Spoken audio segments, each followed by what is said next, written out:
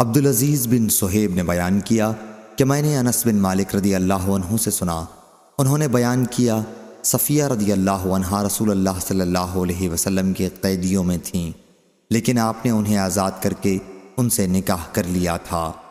ثابت رضی اللہ عنہ نے انس رضی اللہ عنہ سے پوچھا، حضور صلی اللہ علیہ وسلم نے انہیں مہر کیا دیا تھا؟ انہوں نے کہا کہ خود انہی کو ان کے مہر میں دیا تھا، یعنی انہیں آزاد کر دیا تھا۔ صحیح بخاری حدیث نمبر 4201۔ سہل بن سعد سعدی رضی اللہ عنہ نے بیان کیا کہ رسول اللہ صلی اللہ علیہ وسلم نے اپنے لشکر کے ساتھ مشرکین یعنی یہود خیبر کا مقابلہ کیا۔ دونوں طرف سے لوگوں نے جنگ کی۔ پھر جب آپ اپنے خیمے کی طرف واپس ہوئے اور یہودی بھی اپنے خیموں میں واپس چلے گئے تو رسول اللہ صلی اللہ علیہ وسلم کے ایک صحابی کے متعلق کسی نے ذکر کیا کہ یہودیوں کا کوئی بھی آدمی اگر انہیں مل جائے تو وہ اس کا پیچھا کر کے اسے قتل کیے بغیر نہیں رہتے۔ کہا گیا کہ آج فلاں شخص ہماری طرف سے جتنی بہادری اور ہمت سے لڑا ہے شاید اتنی بہادری سے کوئی بھی نہیں لڑا ہوگا، لیکن حضور صلی اللہ علیہ وسلم نے ان کے متعلق فرمایا کہ وہ اہل دوزخ میں سے ہے۔ ایک صحابی رضی اللہ عنہ نے اس پر کہا کہ میں ان کے ساتھ ساتھ رہوں گا۔ بیان کیا کہ پھر وہ ان کے پیچھے ہو لیے، جہاں وہ ٹھہر جاتے وہ بھی ٹھہر جاتے، اور جہاں وہ دوڑ کر چلتے یہ بھی دوڑنے لگتے۔ بیان کیا کہ پھر وہ صاحب زخمی ہو گئے انتہائی شدید طور پر، اور چاہا کہ جلدی موت آ جائے، اس لیے انہوں نے اپنی تلوار زمین میں گاڑ دی اور اس کی نوک سینے کے مقابل کر کے اس پر گر پڑے اور اس طرح خودکشی کر لی۔ اب دوسرے صحابی جو ان کی جستجو میں لگے ہوئے تھے حضور اکرم صلی اللہ علیہ وسلم کی خدمت میں حاضر ہوئے اور عرض کیا، میں گواہی دیتا ہوں کہ آپ اللہ کے رسول ہیں۔ پوچھا کیا بات ہے؟ ان صحابی رضی اللہ عنہ نے عرض کیا کہ جن کے متعلق ابھی حضرت صلی اللہ علیہ وسلم نے فرمایا تھا کہ وہ اہل دوزخ میں سے ہیں، تو لوگوں پر آپ کا یہ فرمانا بڑا شاق گزرا تھا۔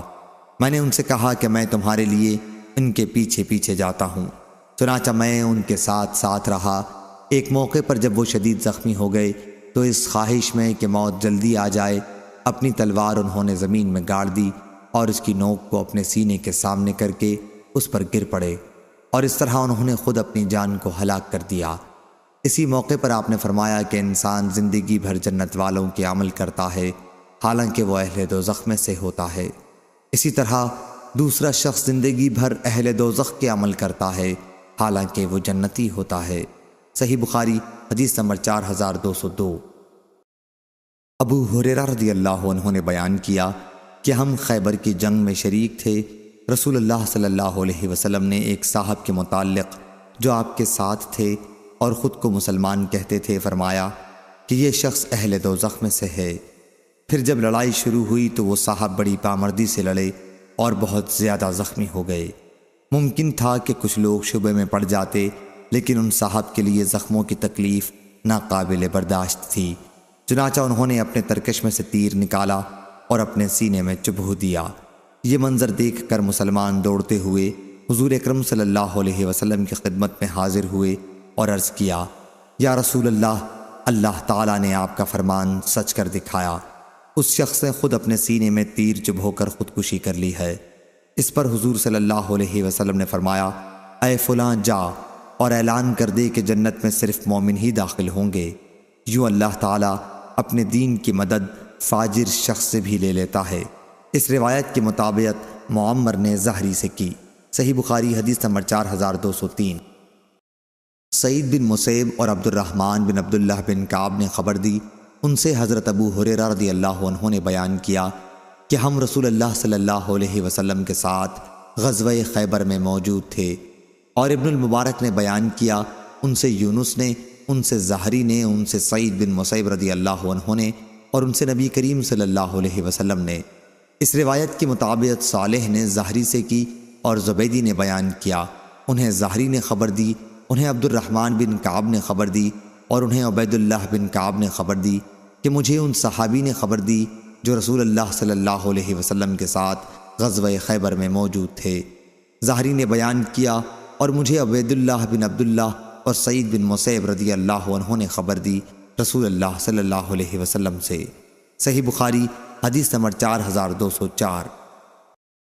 عبد الواحد نے بیان کیا، ان سے عاصم نے، ان سے ابو عثمان اور ان سے ابو موسیٰ اشعری رضی اللہ عنہ نے بیان کیا کہ جب رسول اللہ صلی اللہ علیہ وسلم نے خیبر پر لشکر کشی کی، یا یوں بیان کیا کہ جب رسول اللہ صلی اللہ علیہ وسلم خیبر کی طرف روانہ ہوئے تو راستے میں لوگ ایک وادی میں پہنچے اور بلند آواز کے ساتھ تکبیر کہنے لگے، اللہ اکبر اللہ اکبر، لا الہ الا اللہ، اللہ سب سے بلند و برتر ہے، اللہ سب سے بلند و برتر ہے، اللہ کے سوا کوئی معبود نہیں۔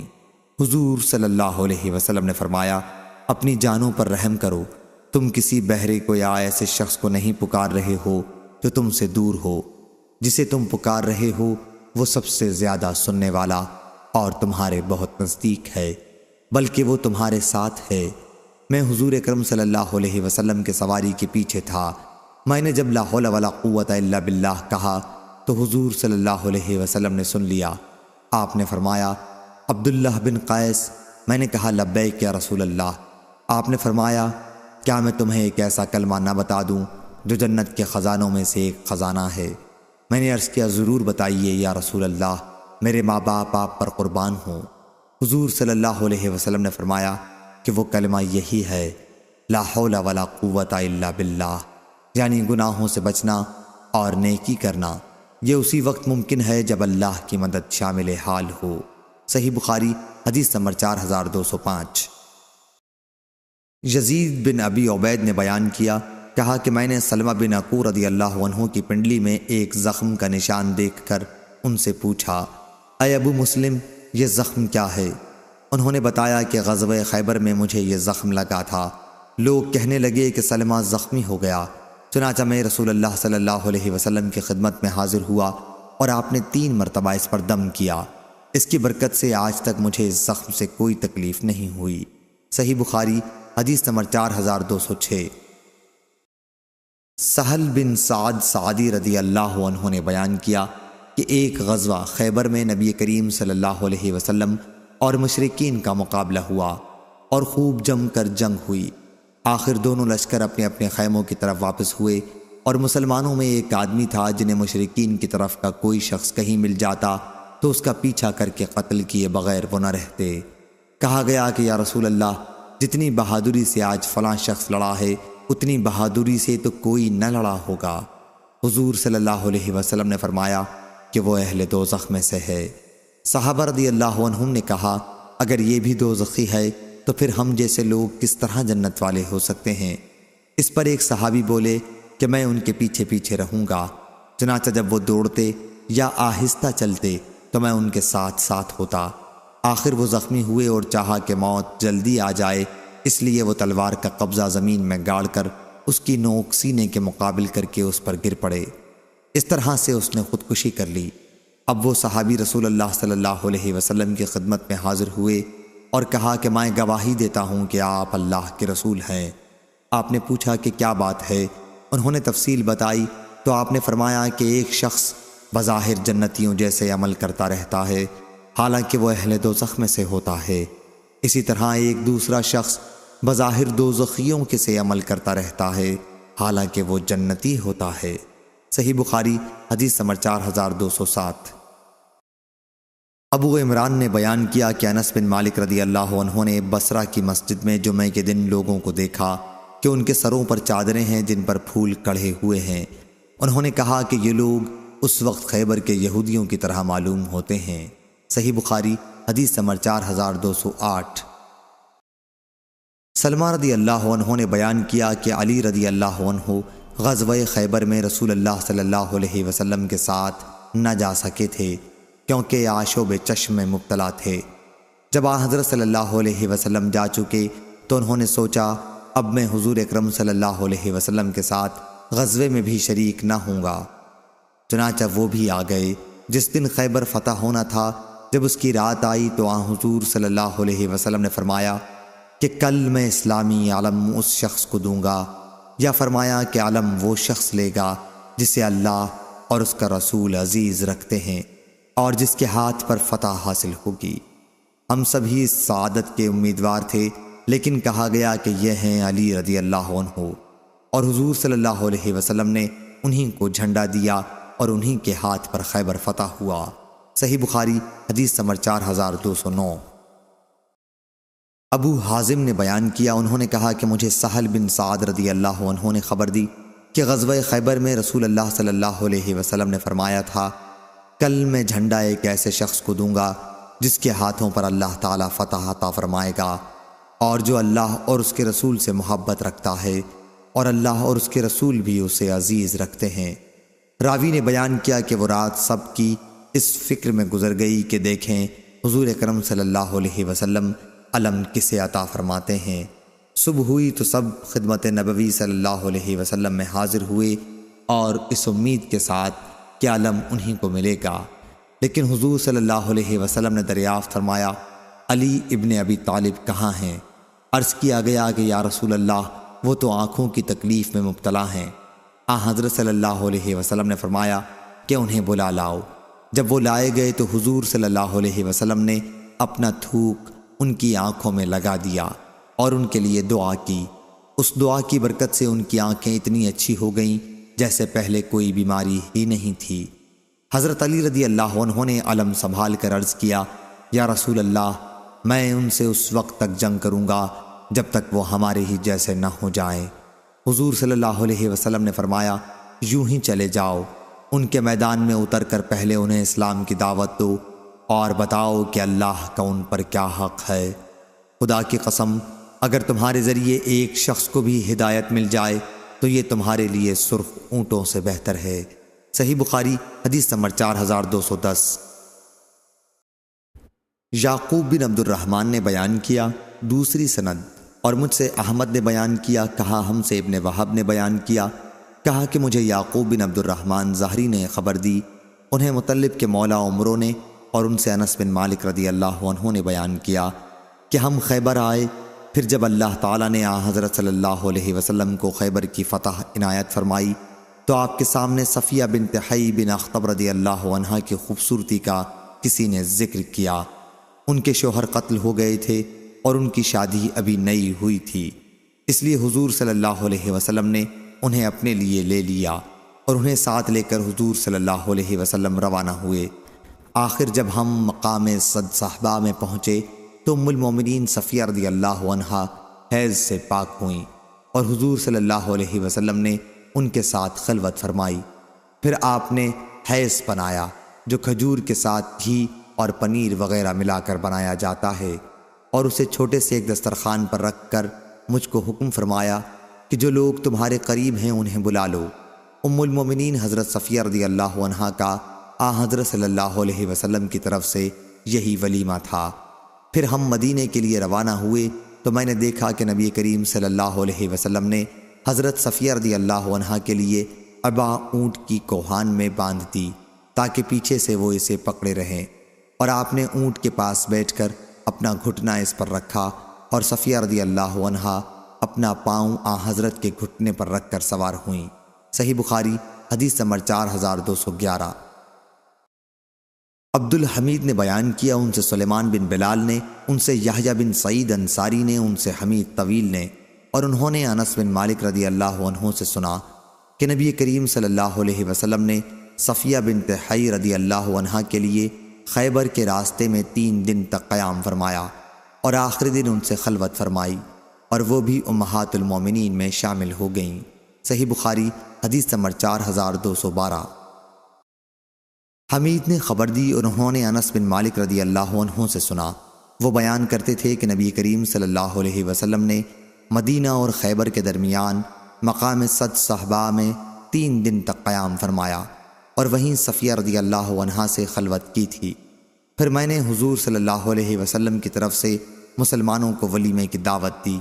آپ کے ولیمے میں نہ روٹی تھی نہ گوشت تھا، صرف اتنا ہوا کہ آپ نے بلال رضی اللہ عنہ کو دسترخوان بچھانے کا حکم دیا اور وہ بچھا دیا گیا، اس پر کھجور، پنیر اور گھی کا مالیدہ رکھ دیا۔ مسلمانوں نے کہا صفیہ رضی اللہ عنہا امہات المومنین میں سے ہیں یا باندی ہیں؟ کچھ لوگوں نے کہا کہ اگر حضرت صلی اللہ علیہ وسلم نے انہیں پردے میں رکھا تو وہ امہات المومنین میں سے ہوں گی، لیکن اگر آپ نے انہیں پردے میں نہیں رکھا تو پھر یہ اس کی علامت ہوگی کہ وہ باندھی ہیں۔ آخر جب کوچ کا وقت ہوا تو آن حضرت صلی اللہ علیہ وسلم نے ان کے لیے اپنی سواری پر پیچھے بیٹھنے کی جگہ بنائی اور ان کے لیے پردہ کیا۔ صحیح بخاری حدیث نمبر 4213۔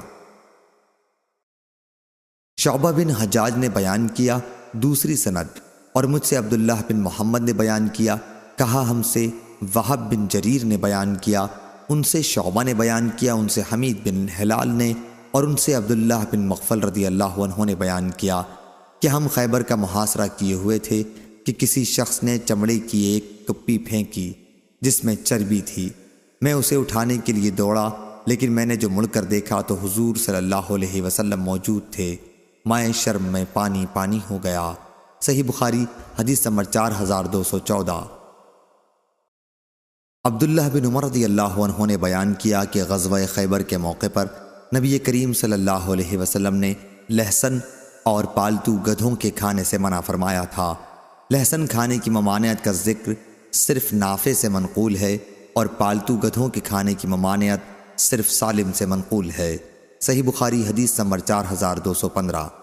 امام مالک نے بیان کیا، ان سے ابن شہاب نے بیان کیا، ان سے عبداللہ اور حسن نے جو دونوں محمد بن علی کے صاحبزادے ہیں، ان سے ان کے والد نے اور ان سے حضرت علی بن ابی طالب رضی اللہ عنہ نے کہ رسول کریم صلی اللہ علیہ وسلم نے غزوہ خیبر کے موقع پر عورتوں سے متاع کی ممانعت کی تھی اور پالتو گدھوں کے کھانے کی بھی۔ صحیح بخاری حدیث نمبر 4216۔ عبیداللہ بن عمر نے بیان کیا، ان سے نافع نے اور ان سے عبداللہ بن عمر رضی اللہ عنہ نے بیان کیا کہ نبی کریم صلی اللہ علیہ وسلم نے غزوہ خیبر کے موقع پر پالتو گدھے کا گوشت کھانے کی ممانعت کی تھی۔ صحیح بخاری حدیث نمبر 4217۔ محمد بن عبید نے بیان کیا، انہوں نے کہا ہم سے عبیداللہ نے بیان کیا، ان سے نافع اور سالم نے اور ان سے عبداللہ بن عمر رضی اللہ عنہ نے بیان کیا کہ نبی کریم صلی اللہ علیہ وسلم نے پالتو گدھوں کے گوشت کی ممانعت کی تھی۔ صحیح بخاری حدیث نمبر 4218۔ حماد بن زید نے بیان کیا، ان سے عمرو نے، ان سے محمد بن علی نے اور ان سے جابر بن عبداللہ رضی اللہ عنہ نے بیان کیا کہ رسول اللہ صلی اللہ علیہ وسلم نے غزوہ خیبر کے موقع پر گدھے کے گوشت کھانے کی ممانعت کی تھی اور گھوڑوں کے گوشت کھانے کی اجازت دی تھی۔ صحیح بخاری حدیث نمبر 4219۔ شیبانی نے بیان کیا اور انہوں نے ابن ابی اوفا رضی اللہ عنہ سے سنا کہ غزوہ خیبر میں ایک موقع پر ہم بہت بھوکے تھے، ادھر ہانڈیوں میں ابال آ رہا تھا، گدھے کا گوشت پکایا جا رہا تھا اور کچھ پک بھی گئی تھیں کہ نبی کریم صلی اللہ علیہ وسلم کے منادی نے اعلان کیا کہ گدھے کے گوشت کا ایک ذرہ بھی نہ کھاؤ اور اسے پھینک دو۔ ابن ابی اوفا رضی اللہ عنہ نے بیان کیا کہ پھر بعض لوگوں نے کہا کیا حضرت صلی اللہ علیہ وسلم نے اس کی ممانعت اس لیے کی ہے کہ ابھی اس میں سے خمس نہیں نکالا گیا تھا، اور بعض لوگوں کا خیال تھا کہ آپ نے اس کی واقعی ممانعت ہمیشہ کے لیے کر دی ہے کیونکہ یہ گندگی کھاتا ہے۔ صحیح بخاری حدیث نمبر 4220۔ عدی بن ثابت نے خبر دی اور انہیں برا اور عبداللہ بن ابی اوفا رضی اللہ عنہ نے کہ وہ لوگ نبی کریم صلی اللہ علیہ وسلم کے ساتھ تھے، پھر انہیں گدھے ملے تو انہوں نے ان کا گوشت پکایا، لیکن حضور صلی اللہ علیہ وسلم کے منادی نے اعلان کیا کہ ہانڈیاں اڈیل دو۔ صحیح بخاری حدیث نمبر 4221، 4222۔ عدی بن ثابت نے بیان کیا، انہوں نے برا بن عازب اور عبداللہ بن ابی اوفا رضی اللہ عنہ سے سنا، یہ حضرات نبی کریم صلی اللہ علیہ وسلم سے بیان کرتے تھے کہ حضور صلی اللہ علیہ وسلم نے غزوہ خیبر کے موقع پر فرمایا تھا کہ ہانڈیوں کا گوشت پھینک دو۔ اس وقت ہانڈیاں چولہے پر رکھی جا چکی تھیں۔ صحیح بخاری حدیث نمبر 4223، 4224۔ برا بن عازب رضی اللہ عنہ نے بیان کیا کہ ہم نبی کریم صلی اللہ علیہ وسلم کے ساتھ غزوہ میں شریک تھے، پھر پہلی حدیث کی طرح روایت نقل کی۔ صحیح بخاری حدیث نمبر 4225۔ برا بن عازب رضی اللہ عنہ نے بیان کیا کہ غزوہ خیبر کے موقع پر نبی کریم صلی اللہ علیہ وسلم نے حکم دیا کہ پالتو گدھوں کا گوشت ہم پھینک دیں، کچا بھی اور پکا ہوا بھی۔ پھر ہمیں اس کے کھانے کا کبھی آپ نے حکم نہیں دیا۔ صحیح بخاری حدیث نمبر 4226۔ ابن عباس رضی اللہ عنہ نے بیان کیا کہ مجھے معلوم نہیں کہ آیا حضرت صلی اللہ علیہ وسلم نے گدھے کا گوشت کھانے سے اس لیے منع کیا تھا کہ اس سے بوجھ ڈھونے کا کام لیا جاتا ہے، اور آپ نے پسند نہیں فرمایا کہ بوجھ ڈھونے والے جانور ختم ہو جائیں، یا آپ نے صرف غزوہ خیبر کے موقع پر پالتو گدھوں کے گوشت کی ممانعت کی تھی۔ صحیح بخاری حدیث نمبر 4227۔ عبداللہ بن عمر رضی اللہ عنہ نے بیان کیا کہ نبی کریم صلی اللہ علیہ وسلم نے غزوہ خیبر میں مال غنیمت سے سواروں کو 2 حصے دیے تھے اور پیدل فوجیوں کو 1 حصہ۔ اس کی تفسیر نافع نے اس طرح کی ہے کہ اگر کسی شخص کے ساتھ گھوڑا ہوتا تو اسے 3 حصے ملتے تھے، اور اگر گھوڑا نہ ہوتا تو صرف 1 حصہ ملتا تھا۔ صحیح بخاری حدیث نمبر 4228۔ جبیر بن مطعم رضی اللہ عنہ نے خبر دی کہ میں اور عثمان بن عفان رضی اللہ عنہ نبی کریم صلی اللہ علیہ وسلم کی خدمت میں حاضر ہوئے۔ ہم نے عرض کیا کہ حضور صلی اللہ علیہ وسلم نے بنو مطلب کو تو خیبر کے خمس میں سے عنایت فرمایا ہے اور ہمیں نظر انداز کر دیا ہے، حالانکہ آپ سے قرابت میں ہم اور وہ برابر تھے۔ حضور صلی اللہ علیہ وسلم نے فرمایا، یقیناً بنو ہاشم اور بنو مطلب ایک ہیں۔ جبیر بن مطعم رضی اللہ عنہ نے بیان کیا کہ حضور صلی اللہ علیہ وسلم نے بنو عبد شمس اور بنو نوفل کو خمس میں سے کچھ نہیں دیا تھا۔ صحیح بخاری حدیث نمبر 4229۔ ابو موسیٰ اشعری رضی اللہ عنہ نے بیان کیا کہ جب ہمیں نبی کریم صلی اللہ علیہ وسلم کی ہجرت کے متعلق خبر ملی تو ہم یمن میں تھے، اس لیے ہم بھی حضرت صلی اللہ علیہ وسلم کی خدمت میں ہجرت کی نیت سے نکل پڑے۔ میں اور میرے 2 بھائی، میں دونوں سے چھوٹا تھا۔ میرے ایک بھائی کا نام ابو بردہ رضی اللہ عنہ تھا اور دوسرے کا نام ابو رحم۔ انہوں نے کہا کہ کچھ اوپر 50، یا انہوں نے یوں بیان کیا کہ 53 یا 52 میری قوم کے لوگ ساتھ تھے۔ ہم کشتی پر سوار ہوئے، لیکن ہماری کشتی نے ہمیں نجاشی کے ملک حبشہ میں لا ڈالا۔ وہاں ہماری ملاقات جعفر بن ابی طالب رضی اللہ عنہ سے ہو گئی، جو پہلے ہی مکے سے ہجرت کر کے وہاں پہنچ چکے تھے۔ ہم نے وہاں انہی کے ساتھ قیام کیا، پھر ہم سب مدینہ روانہ ہوئے۔ یہاں ہم حضور اکرم صلی اللہ علیہ وسلم کی خدمت میں اس وقت پہنچے جب آپ خیبر فتح کر چکے تھے۔ کچھ لوگ ہم سے یعنی کشتی والوں سے کہنے لگے کہ ہم نے تم سے پہلے ہجرت کی ہے، اور اسماء بنت عمیس رضی اللہ عنہا جو ہمارے ساتھ مدینہ آئی تھیں، ام المومنین حفصہ رضی اللہ عنہا کی خدمت میں حاضر ہوئیں۔ ان سے ملاقات کے لیے وہ بھی نجاشی کے ملک میں ہجرت کر کے چلی گئی تھیں۔ عمر رضی اللہ عنہ بھی حفصہ رضی اللہ عنہا کے گھر پہنچے۔ اس وقت اسماء بنت عمیس رضی اللہ عنہا وہیں تھیں۔ جب عمر رضی اللہ عنہ نے انہیں دیکھا تو دریافت فرمایا کہ یہ کون ہیں؟ ام المومنین رضی اللہ عنہا نے بتلایا کہ اسماء بنت عمیس۔ عمر رضی اللہ عنہ نے اس پر کہا، اچھا وہی جو حبشہ سے بحری سفر کر کے آئی ہیں؟ اسماء رضی اللہ عنہا نے کہا، جی ہاں۔ عمر رضی اللہ عنہ نے ان سے کہا کہ ہم تم لوگوں سے ہجرت میں آگے ہیں، اس لیے رسول اللہ صلی اللہ علیہ وسلم سے ہم تمہارے مقابلے میں زیادہ قریب ہیں۔ اسماء رضی اللہ عنہا اس پر بہت غصہ ہو گئیں اور کہا، ہرگز نہیں، خدا کی قسم تم لوگ رسول اللہ صلی اللہ علیہ وسلم کے ساتھ رہے ہو، تم میں جو بھوکے ہوتے تھے اسے حضرت صلی اللہ علیہ وسلم کھانا کھلاتے تھے، اور جو ناواقف ہوتے اسے حضرت صلی اللہ علیہ وسلم نصیحت و موعظت کیا کرتے تھے، لیکن ہم بہت دور حبشہ میں غیروں اور دشمنوں کے ملک میں رہتے تھے۔ یہ سب کچھ ہم نے اللہ اور اس کے رسول کے راستے ہی میں تو کیا، اور خدا کی قسم میں اس وقت تک نہ کھانا کھاؤں گی نہ پانی پیوں گی جب تک تمہاری بات رسول اللہ صلی اللہ علیہ وسلم سے نہ کہہ لوں۔ ہمیں اذیت دی جاتی تھی، دھمکایا ڈرایا جاتا تھا۔ میں حضور صلی اللہ علیہ وسلم سے اس کا ذکر کروں گی اور آپ سے اس کے متعلق پوچھوں گی۔ خدا کی قسم کہ نہ میں جھوٹ بولوں گی نہ کجروی اختیار کروں گی، اور نہ کسی خلاف واقعہ بات کا اضافہ کروں گی۔ صحیح بخاری حدیث نمبر 4230۔ چنانچہ جب حضور اکرم صلی اللہ علیہ وسلم تشریف لائے تو انہوں نے عرض کیا، یا نبی اللہ، عمر اس طرح کی باتیں کرتے ہیں۔ حضور صلی اللہ علیہ وسلم نے دریافت فرمایا کہ تم نے انہیں کیا جواب دیا؟ انہوں نے عرض کیا کہ میں نے انہیں یہ جواب دیا تھا۔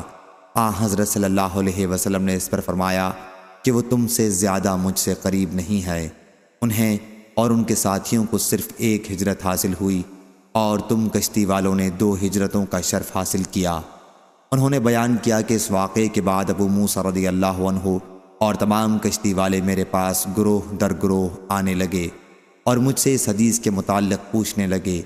ان کے لیے دنیا میں حضور اکرم صلی اللہ علیہ وسلم کے ان کے متعلق اس ارشاد سے زیادہ خوشکن اور باعث فخر اور کوئی چیز نہیں تھی۔ صحیح بخاری حدیث نمبر 4231۔ ابو بردہ رضی اللہ عنہ نے بیان کیا کہ اسماء رضی اللہ عنہا نے بیان کیا کہ ابو موسیٰ رضی اللہ عنہ مجھ سے اس حدیث کو بار بار سنتے تھے۔ ابو بردہ رضی اللہ عنہ نے بیان کیا اور ان سے ابو موسیٰ رضی اللہ عنہ نے کیا حضرت صلی اللہ علیہ وسلم نے فرمایا، جب میرے اشعری احباب رات میں آتے ہیں تو میں ان کی قرآن کی تلاوت کی آواز پہچان جاتا ہوں، اگرچہ دن میں نے ان کی اقامت گاہوں کو نہ دیکھا ہو، لیکن جب رات میں وہ قرآن پڑھتے ہیں تو ان کی آواز سے میں ان کی اقامت گاہوں کو پہچان لیتا ہوں۔ میرے انہی اشعری احباب میں ایک مرد دانا بھی ہے کہ جب کہیں اس کی سواروں سے مٹ بھیڑ ہو جاتی ہے یا آپ نے فرمایا کہ دشمن سے، تو ان سے کہتا ہے کہ میرے دوستوں نے کہا ہے کہ تم تھوڑی دیر کے لیے ان کا انتظار کر لو۔ صحیح بخاری حدیث نمبر 4232۔ برید بن عبداللہ نے بیان کیا، ان سے ابو بردہ نے اور ان سے ابو موسیٰ اشعری رضی اللہ عنہ نے بیان کیا کہ خیبر کی فتح کے بعد ہم نبی کریم صلی اللہ علیہ وسلم کی خدمت میں پہنچے، لیکن حضرت صلی اللہ علیہ وسلم نے مال غنیمت میں ہمارا بھی حصہ لگایا۔ آپ نے ہمارے سوا کسی بھی ایسے شخص کا حصہ مال غنیمت میں نہیں لگایا جو فتح کے وقت اسلامی لشکر کے ساتھ موجود نہ رہا ہو۔ صحیح بخاری حدیث نمبر 4233۔ ابن مطی کے مولا سالم نے بیان کیا اور انہوں نے ابو ہریرہ رضی اللہ عنہ سے سنا، انہوں نے بیان کیا کہ جب خیبر فتح ہوا تو مال غنیمت میں سونا اور چاندی نہیں ملا تھا، بلکہ گائے، اونٹ، سامان اور باغات ملے تھے۔ پھر ہم رسول اللہ صلی اللہ علیہ وسلم کے ساتھ وادی القرا کی طرف لوٹے۔ حضرت صلی اللہ علیہ وسلم کے ساتھ ایک مدغم نامی غلام تھا جو بنی ضواب کے ایک صحابی نے آپ کو ہدیے میں دیا تھا۔ وہ حضرت صلی اللہ علیہ وسلم کا کجاوا اتار رہا تھا کہ کسی نامعلوم سمت سے ایک تیر آ کر ان کے لگا۔ لوگوں نے کہا مبارک ہو، شہادت، لیکن حضور صلی اللہ علیہ وسلم نے فرمایا ہرگز نہیں، اس ذات کی قسم جس کے ہاتھ میں میری جان ہے، جو چادر اس نے خیبر میں تقسیم سے پہلے مال غنیمت میں سے چرائی تھی وہ اس پر آگ کا شعلہ بن کر بھڑک رہی ہے۔ یہ سن کر ایک دوسرے صحابی 1 یا 2 تسمے لے کر حضرت صلی اللہ علیہ وآلہ وسلم کی خدمت میں حاضر ہوئے اور عرض کیا کہ یہ میں نے اٹھا لیے تھے۔ حضرت صلی اللہ علیہ وسلم نے فرمایا کہ یہ بھی جہنم کا تسمہ بنتا۔ صحیح بخاری حدیث نمبر 4234۔ زید نے خبر دی انہیں ان کے والد نے، اور انہوں نے عمر بن خطاب رضی اللہ عنہ سے سنا، انہوں نے کہا ہاں اس ذات کی قسم جس کے ہاتھ میں میری جان ہے، اگر اس کا خطرہ نہ ہوتا کہ بعد کی نسلیں بے جائیداد رہ جائیں گی اور ان کے پاس کچھ نہ ہوگا، تو جو بھی بستی میرے زمانہ خلافت میں فتح ہوتی میں اسے اسی طرح تقسیم کر دیتا جس طرح نبی کریم صلی اللہ علیہ وسلم نے خیبر کی تقسیم کی تھی۔ میں ان مفتوحہ اراضی کو بعد میں آنے والے مسلمانوں کے لیے محفوظ چھوڑے جا رہا ہوں تاکہ وہ اسے تقسیم کرتے رہیں۔ صحیح بخاری حدیث نمبر 4235۔ ابن مہدی نے بیان کیا، ان سے امام مالک بن انس رضی اللہ عنہ نے، ان سے زید بن اسلم نے، ان سے ان کے والد نے، کہ حضرت عمر رضی اللہ عنہ نے کہا اگر بعد میں آنے والے مسلمانوں کا خیال نہ ہوتا تو جو بستی بھی میرے دور میں فتح ہوتی میں اسے اسی طرح تقسیم کر دیتا جس طرح نبی کریم صلی اللہ علیہ وسلم نے خیبر کی تقسیم کر دی تھی۔ صحیح بخاری حدیث نمبر 4236۔ علی بن عبداللہ نے بیان کیا کہا ہم سے سفیان نے بیان کیا، کہا کہ میں نے زہری سے سنا اور ان سے اسماعیل بن امیہ نے سوال کیا تھا، تو انہوں نے بیان کیا کہ مجھے عنبسہ بن سعید نے خبر دی کہ ابو ہریرہ رضی اللہ عنہ نبی کریم صلی اللہ علیہ وسلم کی خدمت میں حاضر ہوئے اور آپ سے خیبر کی غنیمت میں سے حصہ مانگا۔ سعید بن عاص کے ایک لڑکے ابان بن سعید رضی اللہ عنہ نے کہا کہ یا رسول اللہ انہیں نہ دیجیے۔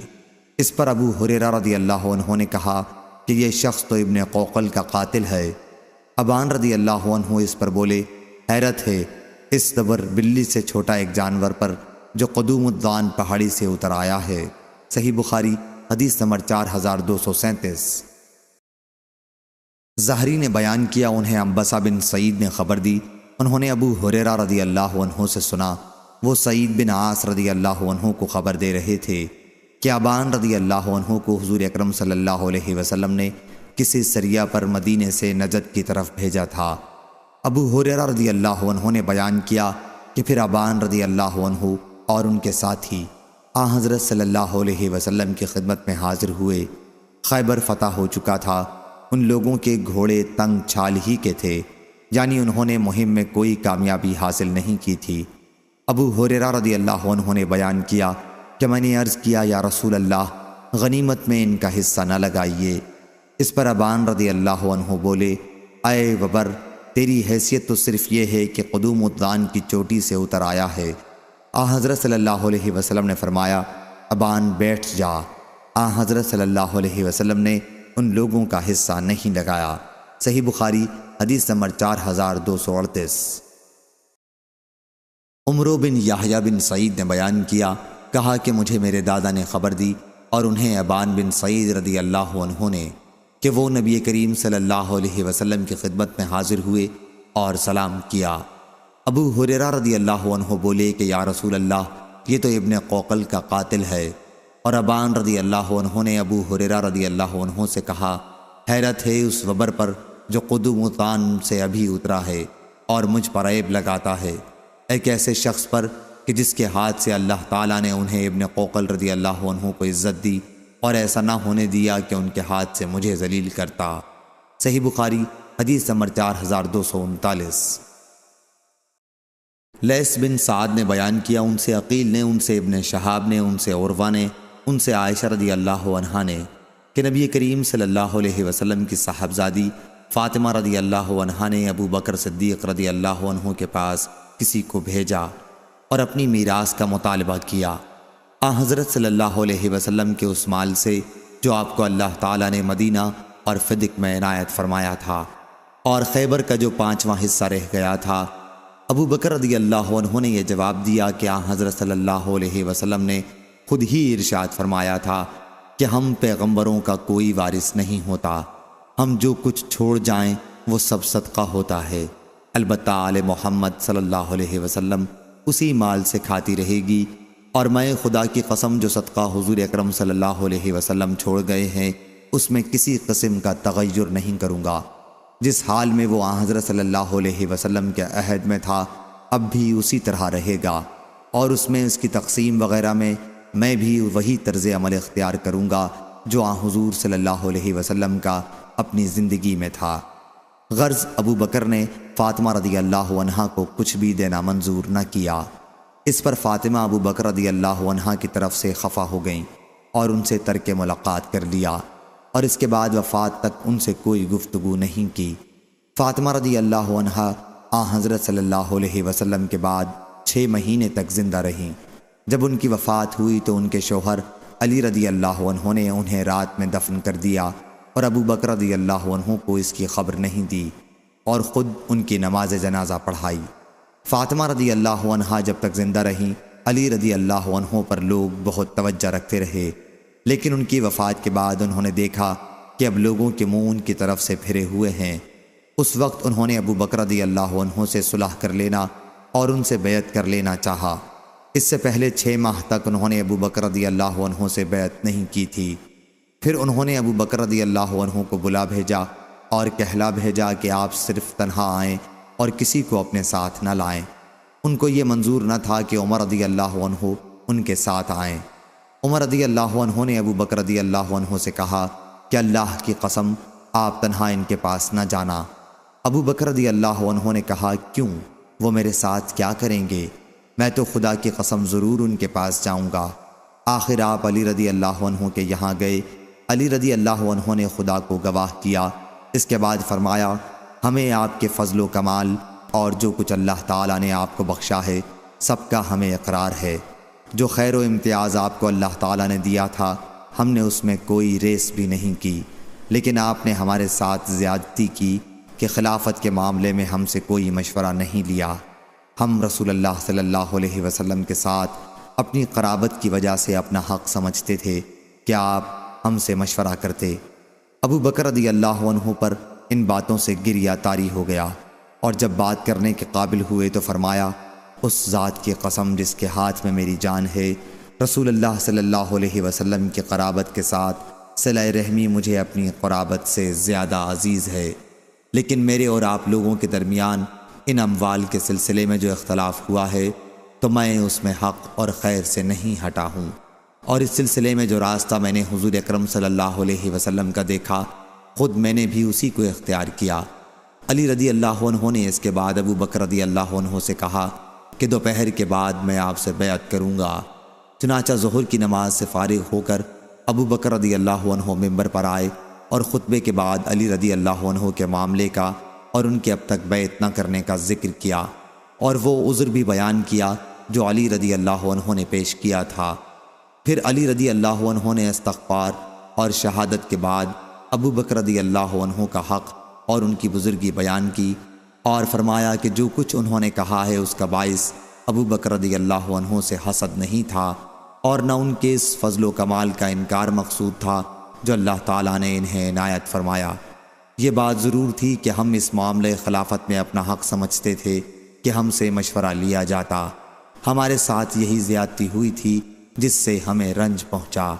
مسلمان اس واقعے پر بہت خوش ہوئے اور کہا کہ آپ نے درست فرمایا۔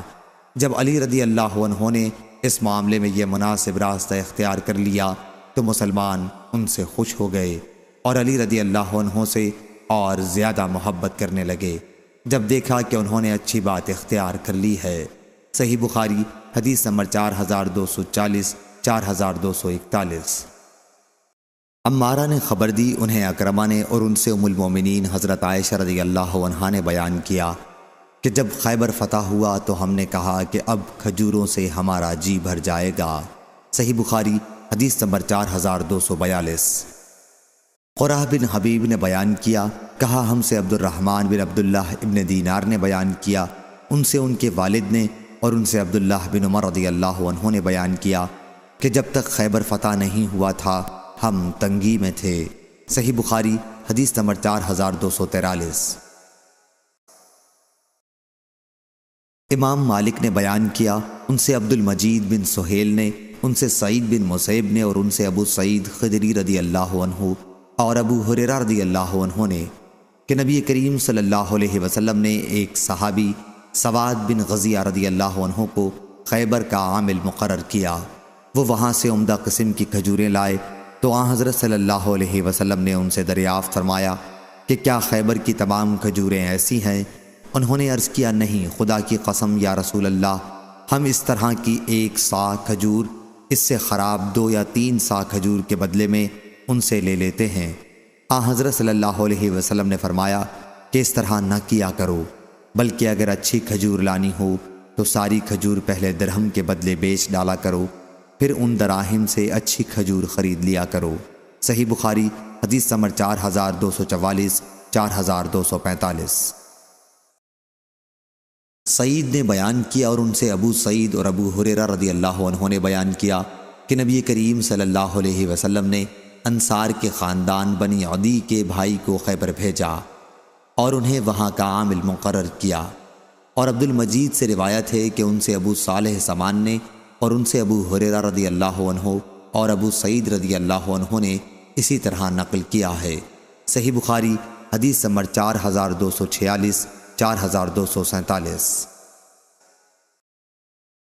عبداللہ نے بیان کیا کہ نبی کریم صلی اللہ علیہ وسلم نے خیبر کی زمین و باغات وہاں کے یہودیوں کے پاس ہی رہنے دیے تھے کہ وہ ان میں کام کریں اور بوئیں جوتیں، اور انہیں ان کی پیداوار کا آدھا حصہ ملے گا۔ صحیح بخاری حدیث نمبر 4248۔ سعید نے بیان کیا، ان سے ابو ہریرہ رضی اللہ عنہ نے بیان کیا کہ خیبر کی فتح کے بعد نبی کریم صلی اللہ علیہ وسلم کو ایک یہودی عورت کی طرف سے بکری کے گوشت کا ہدیہ پیش کیا گیا جس میں زہر ملا ہوا تھا۔ صحیح بخاری حدیث نمبر 4249۔ عبداللہ بن دینار نے بیان کیا اور ان سے عبداللہ بن عمر رضی اللہ عنہ نے بیان کیا کہ ایک جماعت کا امیر رسول اللہ صلی اللہ علیہ وسلم نے اسامہ بن زید کو بنایا۔ ان کی امارت پر بعض لوگوں کو اعتراض ہوا تو آن حضرت صلی اللہ علیہ وسلم نے فرمایا کہ آج تم کو اس کی امارت پر اعتراض ہے، تم ہی کچھ دن پہلے اس کے باپ کی امارت پر اعتراض کر چکے ہو، حالانکہ خدا کی قسم وہ امارت کے مستحق اور اہل تھے، اس کے علاوہ وہ مجھے سب سے زیادہ عزیز تھے، جس طرح یہ اسامہ رضی اللہ عنہ ان کے بعد مجھے سب سے زیادہ عزیز ہے۔ صحیح بخاری حدیث نمبر 4250۔ اسرائیل نے بیان کیا، ان سے ابو اسحاق نے اور ان سے برا رضی اللہ عنہ نے بیان کیا کہ نبی کریم صلی اللہ علیہ وسلم نے ذی قعدہ میں عمرے کا احرام باندھا۔ مکے والے آپ کے مکے میں داخل ہونے سے مانے آئے، آخر معاہدہ اس پر ہوا کہ آئندہ سال مکے میں 3 دن آپ قیام کر سکتے ہیں۔ معاہدہ یوں لکھا جانے لگا، یہ وہ معاہدہ ہے جو محمد رسول اللہ صلی اللہ علیہ وسلم نے کیا۔ کفار قریش کہنے لگے کہ ہم یہ تسلیم نہیں کرتے، اگر ہم آپ کو اللہ کا رسول مانتے تو روکتے ہی کیوں؟ آپ تو بس محمد بن عبداللہ ہیں۔ حضرت نے فرمایا کہ میں اللہ کا رسول بھی ہوں اور میں محمد بن عبداللہ بھی ہوں۔ پھر علی رضی اللہ عنہ سے فرمایا کہ رسول اللہ کا لفظ مٹا دو۔ انہوں نے کہا کہ ہرگز نہیں، خدا کی قسم میں یہ لفظ کبھی نہیں مٹا سکتا۔ حضرت صلی اللہ علیہ وسلم نے وہ تحریر اپنے ہاتھ میں لے لی۔ آپ لکھنا نہیں جانتے تھے، لیکن آپ نے اس کے الفاظ اس طرح کر دیے، یہ وہ معاہدہ ہے جو محمد بن عبداللہ نے کیا کہ وہ ہتھیار لے کر مکے میں نہیں آئیں گے، البتہ ایسی تلوار جو نیام میں ہو ساتھ لا سکتے ہیں، اور یہ کہ اگر مکہ والوں میں سے کوئی ان کے ساتھ جانا چاہے گا تو وہ اسے اپنے ساتھ نہیں لے جائیں گے، لیکن اگر ان کے ساتھیوں میں سے کوئی مکے میں رہنا چاہے گا تو وہ اسے نہ روکیں گے۔ پھر جب آئندہ سال آپ اس معاہدے کے مطابق مکے میں داخل ہوئے اور 3 دن کی مدت پوری ہو گئی تو مکے والے علی رضی اللہ عنہ کے پاس آئے اور کہا کہ اپنے ساتھی سے کہو کہ اب یہاں سے چلے جائیں کیونکہ مدت پوری ہو گئی ہے۔ جب حضرت صلی اللہ علیہ وسلم مکے سے نکلے تو آپ کے پیچھے حمزہ رضی اللہ عنہ کی بیٹی چچا چچا کہتی ہوئی آئیں۔ علی رضی اللہ عنہ نے انہیں لے لیا اور ہاتھ پکڑ کر فاطمہ رضی اللہ عنہ کے پاس لائے اور کہا کہ اپنے چچا کی بیٹی کو لے لو، میں اسے لیتا آیا ہوں۔ علی زید جعفر کا اختلاف ہوا۔ علی رضی اللہ عنہ نے کہا کہ میں اسے اپنے ساتھ لایا ہوں اور یہ میرے چچا کی لڑکی ہے۔ جعفر رضی اللہ عنہ نے کہا کہ یہ میرے چچا کی لڑکی ہے اور اس کی خالہ میرے نکاح میں ہے۔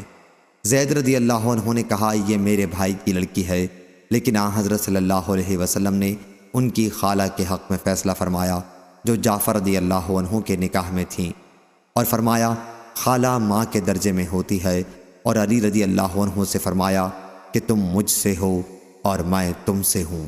جعفر رضی اللہ عنہ سے فرمایا کہ تم صورت و شکل اور عادات و اخلاق دونوں میں مجھ سے مشابہ ہو، اور زید رضی اللہ عنہ سے فرمایا کہ تم ہمارے بھائی اور ہمارے مولا ہو۔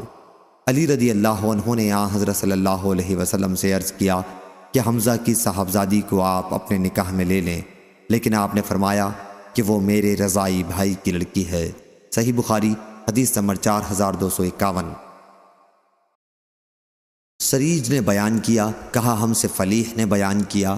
دوسری سند، مجھ سے محمد بن حسین بن ابراہیم نے بیان کیا، کہا کہ مجھ سے میرے والد نے بیان کیا، ان سے فلیح بن سلیمان نے بیان کیا، ان سے نافع نے اور ان سے ابن عمر رضی اللہ عنہ نے کہ رسول اللہ صلی اللہ علیہ وسلم عمرے کے ارادے سے نکلے، لیکن کفار قریش نے بیت اللہ پہنچنے سے آپ کو روکا۔ چنانچہ حضرت صلی اللہ علیہ وسلم نے اپنا قربانی کا جانور حدیبیہ میں ہی ذبح کر دیا اور وہیں سر بھی منڈوایا، اور ان سے معاہدہ کیا کہ آپ آئندہ سال عمرہ کر سکتے ہیں۔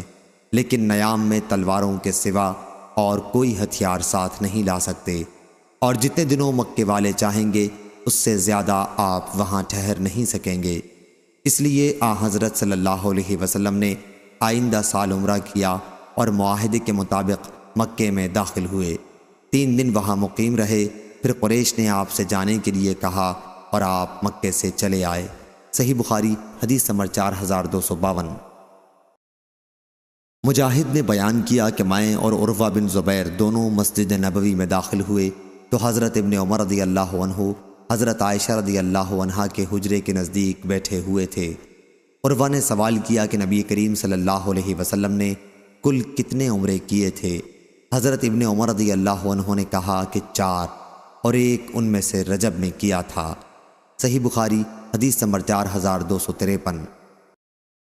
پھر ہم نے ام المومنین حضرت عائشہ رضی اللہ عنہا کے اپنے گھر میں مسواک کرنے کی آواز سنی تو عروہ نے ان سے پوچھا، اے ایمان والوں کی ماں، آپ نے سنا ہے یا نہیں؟ ابو عبد الرحمن عبداللہ بن عمر رضی اللہ عنہ کہتے ہیں کہ حضور صلی اللہ علیہ وسلم نے 4 عمرے کیے تھے۔ ام المومنین رضی اللہ عنہا نے کہا کہ حضرت صلی اللہ علیہ وسلم نے جب بھی عمرہ کیا تو عبداللہ بن عمر رضی اللہ عنہ آپ کے ساتھ تھے، لیکن آپ نے رجب میں کوئی عمرہ نہیں کیا۔ صحیح بخاری حدیث نمبر 4254۔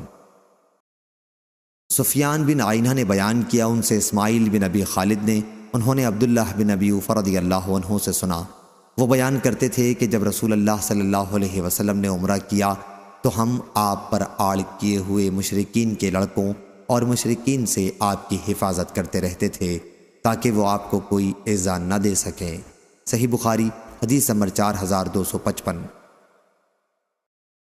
حماد بن زید نے بیان کیا، ان سے ایوب سختیانی نے، ان سے سعید بن جبیر نے، اور ان سے حضرت عبداللہ بن عباس رضی اللہ عنہ نے کہ جب نبی کریم صلی اللہ علیہ وسلم صحابہ رضی اللہ عنہم کے ساتھ عمرے کے لیے مکہ تشریف لائے تو مشرکین نے کہا کہ تمہارے یہاں وہ لوگ آ رہے ہیں جنہیں یثرب مدینے کے بخار نے کمزور کر دیا ہے، اس لیے حضور صلی اللہ علیہ وسلم نے حکم دیا کہ طواف کے پہلے 3 چکروں میں اکڑ کر چلا جائے اور رکن یمانی اور حجر اسود کے درمیان حسب معمول چلیں۔ تمام چکروں میں اکڑ کر چلنے کا حکم آپ نے اس لیے نہیں دیا کہ کہیں یہ امت پر دشوار نہ ہو جائے، اور حماد بن سلمہ نے ایوب سے اس حدیث کو روایت کر کے یہ اضافہ کیا ہے۔ ان سے سعید بن جبیر نے اور ان سے ابن عباس رضی اللہ عنہ نے بیان کیا کہ جب حضرت صلی اللہ علیہ وسلم اس سال عمرہ کرنے آئے جس میں مشرکین نے آپ کو امن دیا تھا تو آپ نے فرمایا کہ اکڑ کر چلو تاکہ مشرکین تمہاری قوت کو دیکھیں۔ مشرکین جبل قیقان کی طرف کھڑے دیکھ رہے تھے۔ صحیح بخاری حدیث نمبر 4256۔ ابن عباس رضی اللہ عنہ نے بیان کیا کہ نبی کریم صلی اللہ علیہ وسلم نے بیت اللہ کے طواف میں رمل اور صفا و مروہ کے درمیان دوڑ مشرکین کے سامنے اپنی طاقت دکھانے کے لیے کی تھی۔ صحیح بخاری حدیث نمبر 4257۔ حضرت ابن عباس رضی اللہ عنہ نے بیان کیا کہ جب نبی کریم صلی اللہ علیہ وسلم نے ام المومنین میمونہ رضی اللہ عنہا سے نکاح کیا تو آپ محرم تھے، اور جب ان سے خلوت کی تو آپ احرام کھول چکے تھے۔ میمونہ رضی اللہ عنہا کا انتقال بھی اسی مقام صرف میں ہوا۔ صحیح بخاری حدیث نمبر 4258۔ امام بخاری رحمہ اللہ نے اور ابن اسحاق نے اپنی روایت میں یہ اضافہ کیا ہے کہ مجھ سے ابن ابی نجیح اور ابان بن صالح نے بیان کیا، ان سے عطا اور مجاہد نے اور ان سے ابن عباس رضی اللہ عنہ نے بیان کیا کہ نبی کریم صلی اللہ علیہ وسلم نے حضرت میمونہ رضی اللہ عنہا سے عمرہ قضا میں نکاح کیا تھا۔ صحیح بخاری حدیث نمبر 4259۔ سعید بن ابی ہلال نے بیان کیا اور کہا کہ مجھ کو نافع نے خبر دی اور انہیں ابن عمر رضی اللہ عنہ نے خبر دی کہ اس غزوہ موتا میں حضرت جعفر طیار رضی اللہ عنہ کی لاش پر کھڑے ہو کر میں نے شمار کیا تو نیزوں اور تلواروں کے 50 زخم ان کے جسم پر تھے، لیکن پیچھے یعنی پیٹھ پر ایک زخم بھی نہیں تھا۔ صحیح بخاری حدیث نمبر 4260۔ عبداللہ بن عمر رضی اللہ عنہ نے بیان کیا کہ رسول اللہ صلی اللہ علیہ وسلم نے غزوہ موتا کے لشکر کا امیر زید بن حارثہ رضی اللہ عنہ کو بنایا تھا۔ حضور صلی اللہ علیہ وسلم نے یہ بھی فرما دیا تھا کہ اگر زید رضی اللہ عنہ شہید ہو جائیں تو جعفر رضی اللہ عنہ امیر ہوں گے، اور اگر جعفر رضی اللہ عنہ بھی شہید ہو جائیں تو عبداللہ بن رواحہ رضی اللہ عنہ امیر ہوں۔ عبداللہ بن عمر رضی اللہ عنہ نے بیان کیا کہ اس غزوے میں بھی شریک تھا۔ بعد میں جب ہم نے جعفر کو تلاش کیا تو ان کی لاش ہمیں شہداء میں ملی، اور ان کے جسم پر کچھ اوپر 90 زخم نیزوں اور تیروں کے تھے۔ صحیح بخاری حدیث نمبر 4261۔ حضرت انس بن مالک رضی اللہ عنہ نے بیان کیا کہ رسول اللہ صلی اللہ علیہ وسلم نے زید، جعفر اور عبداللہ بن رواحہ رضی اللہ عنہم کی شہادت کی خبر اس وقت صحابہ رضی اللہ عنہم کو دے دی تھی جب ابھی ان کے متعلق کوئی خبر نہیں آئی تھی۔ آپ فرماتے جا رہے تھے کہ اب زید رضی اللہ عنہ جھنڈا اٹھائے ہوئے ہیں، اب وہ شہید کر دیے گئے۔ اب جعفر رضی اللہ عنہ نے جھنڈا اٹھا لیا، وہ بھی شہید کر دیے گئے۔ اب ابن رواحہ رضی اللہ عنہ نے جھنڈا اٹھا لیا، وہ بھی شہید کر دیے گئے۔ حضرت صلی اللہ علیہ وسلم کی آنکھوں سے آنسو جاری تھے۔ آخر اللہ کی تلواروں میں سے ایک تلوار خالد بن ولید رضی اللہ عنہ نے جھنڈا اپنے ہاتھ میں لے لیا اور اللہ نے ان کے ہاتھ پر فتح عنایت فرمائی۔ صحیح بخاری حدیث نمبر 4262۔ عمرہ بنت عبد الرحمن نے خبر دی، کہا کہ میں نے حضرت عائشہ رضی اللہ عنہا سے سنا، انہوں نے بیان کیا کہ زید بن حارثہ، جعفر بن ابی طالب اور عبداللہ بن رواحہ رضی اللہ عنہم کی شہادت کی خبر آئی تھی۔ حضرت صلی اللہ علیہ وسلم بیٹھے ہوئے تھے اور آپ کے چہرے سے غم ظاہر ہو رہا تھا۔ حضرت عائشہ رضی اللہ عنہا نے بیان کیا کہ میں دروازے کی دراڑ سے جھانک کر دیکھ رہی تھی، اتنے میں ایک آدمی نے آ کر عرض کیا، یا رسول اللہ، جعفر رضی اللہ عنہ کے گھر کی عورتیں چلا کر رو رہی ہیں۔ حضرت صلی اللہ علیہ وسلم نے حکم دیا کہ انہیں روک دو۔ بیان کیا کہ وہ صاحب گئے اور پھر واپس آ کر کہا کہ میں نے انہیں روکا اور یہ بھی کہہ دیا کہ انہوں نے اس کی بات نہیں مانی۔ پھر اس نے بیان کیا کہ حضور صلی اللہ علیہ وسلم نے پھر منع کرنے کے لیے فرمایا۔ وہ صاحب پھر جا کر واپس آئے اور کہا، خدا کی قسم وہ تو ہم پر غالب آ گئی ہیں۔ حضرت عائشہ رضی اللہ عنہا بیان کرتی تھیں کہ حضور صلی اللہ علیہ وسلم نے ان سے فرمایا کہ پھر ان کے منہ میں مٹی جھونک دو۔ ام المومنین نے بیان کیا، میں نے کہا، اللہ تیری ناک غبار آلود کرے، نہ تو عورتوں کو روک سکا، نہ تو نے رسول اللہ صلی اللہ علیہ وسلم کو تکلیف دینا ہی چھوڑا۔ نوحہ کرنے کی انتہائی برائی اس حدیث سے ثابت ہوئی۔ صحیح بخاری حدیث نمبر 4263۔ عمر بن علی نے بیان کیا، ان سے اسماعیل بن ابی خالد نے بیان کیا، ان سے عامر شعبی نے بیان کیا کہ حضرت ابن عمر رضی اللہ عنہ جب جعفر بن ابی طالب رضی اللہ عنہ کے بیٹے کے لیے سلام بھیجتے تو السلام علیک یا ابن ذی الجناحین کہتے۔ صحیح بخاری حدیث نمبر 4264۔ قیس بن ابی حازم نے بیان کیا کہ میں نے خالد بن ولید رضی اللہ عنہ سے سنا، انہوں نے بیان کیا کہ غزوہ موتا میں میرے ہاتھ سے 9 تلواریں ٹوٹی تھیں، صرف ایک یمن کا بنا ہوا چوڑے پھل کا تیغہ باقی رہ گیا تھا۔ صحیح بخاری حدیث نمبر 4265۔ قیس بن ابی حازم نے بیان کیا کہ میں نے خالد بن ولید رضی اللہ عنہ سے سنا، وہ بیان کرتے تھے کہ غزوہ موتا میں میرے ہاتھ سے 9 تلواریں ٹوٹی تھیں، صرف ایک یمنی تیغہ میرے ہاتھ میں باقی رہ گیا تھا۔ صحیح بخاری حدیث نمبر 4266۔ محمد بن فضیل نے بیان کیا، ان سے حسین بن عبد الرحمن نے، ان سے عامر شعبی نے اور ان سے نعمان بن بشیر نے کہ عبداللہ بن رواحہ رضی اللہ عنہ پر ایک مرتبہ کسی مرض میں بے ہوشی طاری ہوئی تو ان کی بہن عمرہ والد نعمان بن بشیر یہ سمجھ کر کہ کوئی حادثہ پیش آ گیا عبداللہ بن رواحہ رضی اللہ عنہ کے لیے پکار کر رونے لگیں، ہائے میرا بھائی، ہائے میرے ویسے اور ویسے۔ ان کے محاسن اس طرح ایک ایک کر کے گنانے لگیں، لیکن جب عبداللہ رضی اللہ عنہ کو ہوش آیا تو انہوں نے کہا کہ تم جب میری کسی خوبی کا بیان کرتی تھیں تو مجھ سے پوچھا جاتا تھا کہ کیا تم واقعی ایسے ہی تھے۔ صحیح بخاری حدیث نمبر 4267۔ ابصر بن قاسم نے بیان کیا، ان سے حسین نے، ان سے شعبی نے اور ان سے نعمان بن بشیر رضی اللہ عنہ نے بیان کیا کہ عبداللہ بن رواحہ رضی اللہ عنہ کو بے ہوشی ہو گئی تھی، پھر اوپر کی حدیث کی طرح بیان کیا۔ چنانچہ جب غزوہ موطا میں وہ شہید ہوئے تو ان کی بہن ان پر نہیں روئیں۔ صحیح بخاری حدیث نمبر 4268۔ حسین نے خبر دی، انہیں ابو ذبیان حسین بن جندب نے کہا کہ میں نے اسامہ بن زید رضی اللہ عنہ سے سنا، انہوں نے بیان کیا کہ ہمیں رسول اللہ صلی اللہ علیہ وسلم نے قبیلہ حرقہ کی طرف بھیجا، ہم نے صبح کے وقت ان پر حملہ کیا اور انہیں شکست دے دی، پھر میں اور ایک اور انصاری صحابی اس قبیلے کے ایک شخص مرداس بن عمرو نامی سے بھڑ گئے، جب ہم نے اس پر غلبہ پا لیا تو وہ لا الہ الا اللہ کہنے لگا، انصاری تو فوراً ہی رک گیا، لیکن میں نے اسے اپنے برچے سے قتل کر دیا۔ جب ہم لوٹے تو آن حضرت صلی اللہ علیہ وسلم کو بھی اس کی خبر ہوئی، آپ صلی اللہ علیہ وسلم نے دریافت فرمایا، اسامہ رضی اللہ عنہ، کیا اس کے لا الہ الا اللہ کہنے کے باوجود تم نے اسے قتل کر دیا؟ میں نے عرض کیا کہ وہ قتل سے بچنا چاہتے تھے، اس نے یہ کلمہ دل سے نہیں پڑھا تھا۔ آپ بار بار یہی فرماتے رہے، کیا تم نے اس کے لا الہ الا اللہ کہنے پر بھی اسے قتل کر دیا؟ کہ میرے دل میں یہ آرزو پیدا ہوئی کہ کاش میں آج سے پہلے اسلام نہ لاتا۔ صحیح بخاری حدیث نمبر 4269۔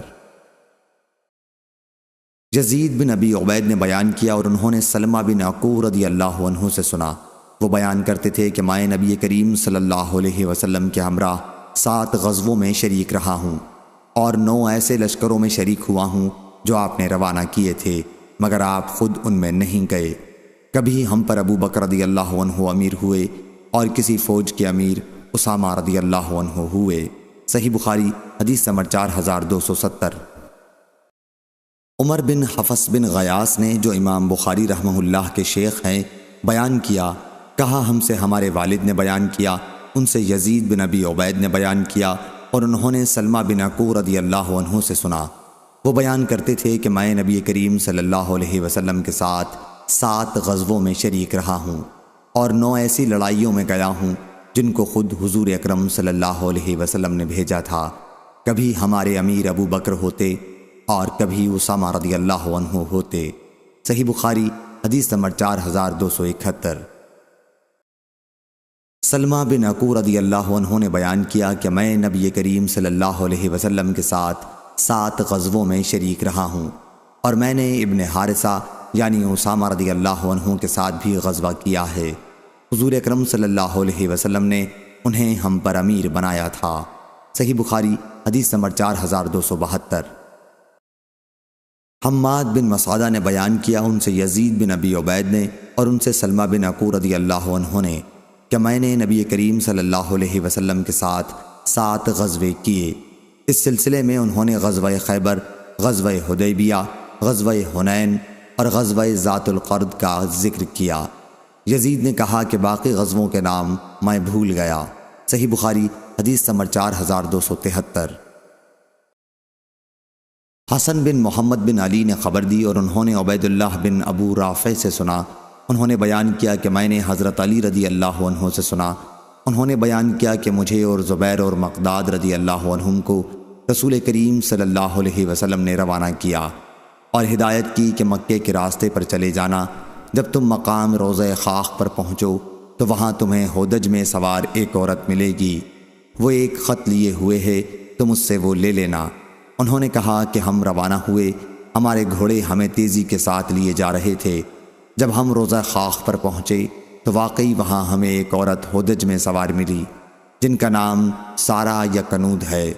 ہم نے اس سے کہا کہ خط نکال، وہ کہنے لگی کہ میرے پاس کوئی خط نہیں ہے، لیکن جب ہم نے اس سے یہ کہا کہ اگر تو نے خود سے خط نکال کر ہمیں نہیں دیا تو ہم تیرا کپڑا اتار کر تلاشی لیں گے، تب اس نے اپنی چوٹی میں سے وہ خط نکالا۔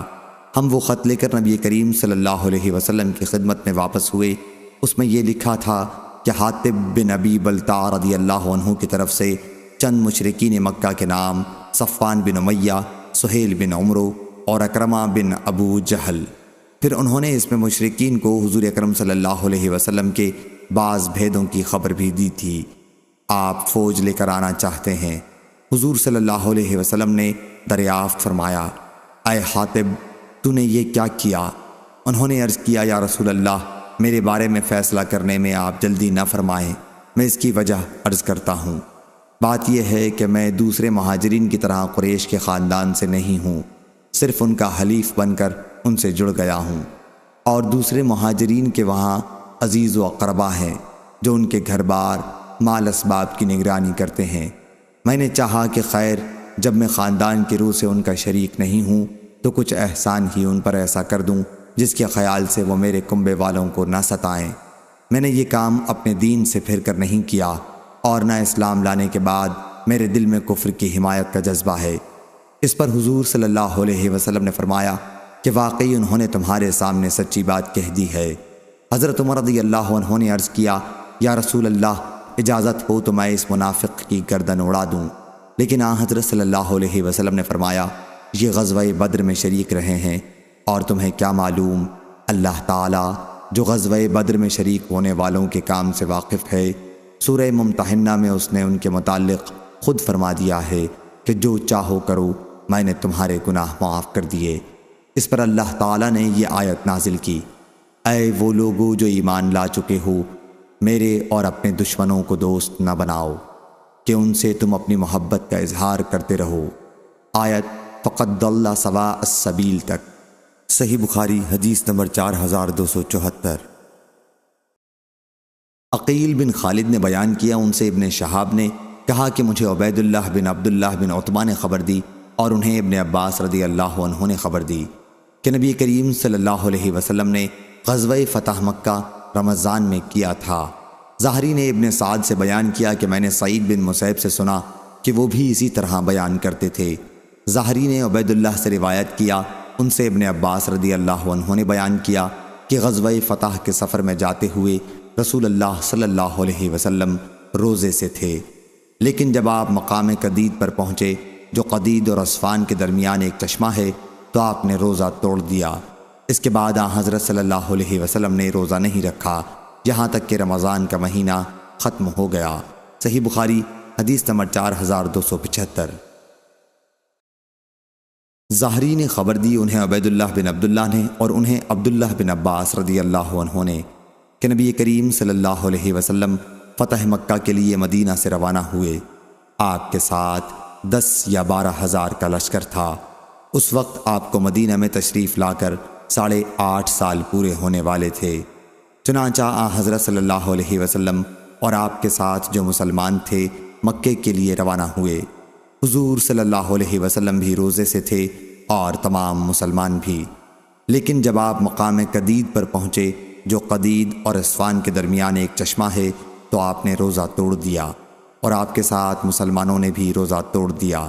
ظاہری نے کہا کہ حضرت صلی اللہ علیہ وسلم کے سب سے آخری عمل پر ہی عمل کیا جائے گا۔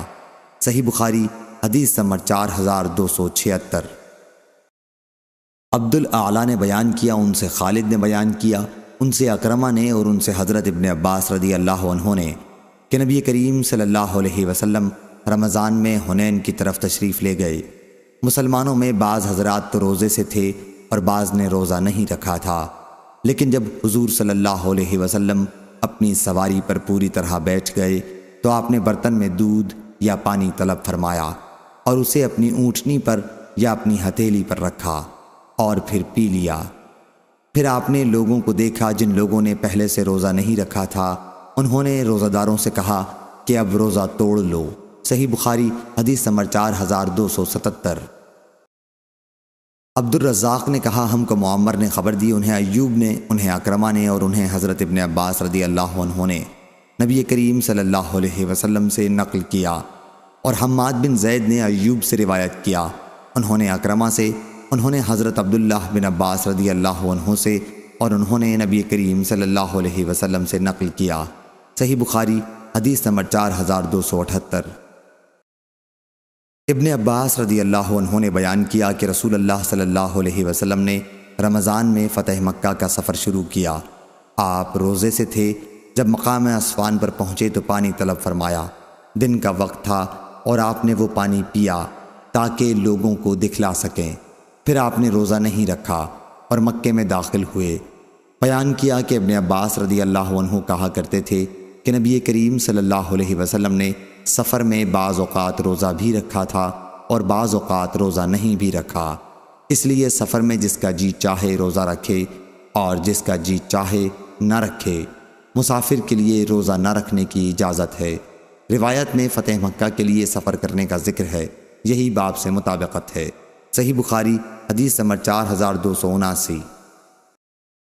ابو اسامہ نے بیان کیا، ان سے ہشام بن عروہ نے، ان سے ان کے والد نے بیان کیا کہ جب رسول اللہ صلی اللہ علیہ وسلم فتح مکہ کے لیے روانہ ہوئے تو قریش کو اس کی خبر مل گئی تھی۔ چنانچہ ابو سفیان بن حرب، حکیم بن حزام اور بدیل بن ورقہ نبی کریم صلی اللہ علیہ وسلم کے بارے میں معلومات کے لیے مکہ سے نکلے۔ یہ لوگ چلتے چلتے مقام مراز زہران پر پہنچے تو انہیں جگہ جگہ آگ جلتی ہوئی دکھائی دی۔ ایسا معلوم ہوتا تھا کہ مقام عرفات کی آگ ہے۔ ابو سفیان نے کہا کہ یہ آگ کیسی ہے؟ یہ تو عرفات کی آگ کی طرح دکھائی دیتی ہے۔ اس پر بدیل بن ورقہ نے کہا یہ بنی عمرو یعنی قبا کے قبیلے کی آگ ہے۔ ابو سفیان نے کہا کہ بنی عمرو کی تعداد اس سے بہت کم ہے۔ اتنے میں حضور صلی اللہ علیہ وسلم کے محافظ دستے نے انہیں دیکھ لیا اور ان کو پکڑ کر حضرت صلی اللہ علیہ وسلم کی خدمت میں لائے۔ پھر ابو سفیان رضی اللہ عنہ نے اسلام قبول کیا۔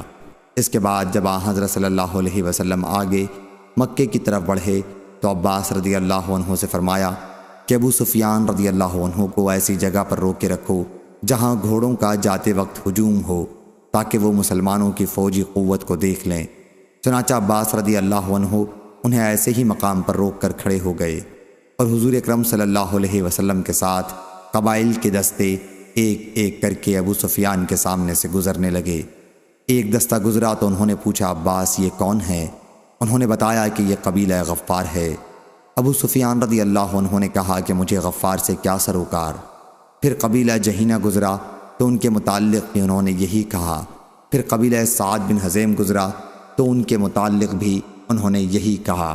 پھر قبیلہ سلیم گزرا تو ان کے متعلق بھی یہی کہا۔ آخر ایک دستہ سامنے آیا، اس جیسا فوجی دستہ نہیں دیکھا گیا ہوگا۔ ابو سفیان رضی اللہ عنہ نے پوچھا یہ کون لوگ ہیں؟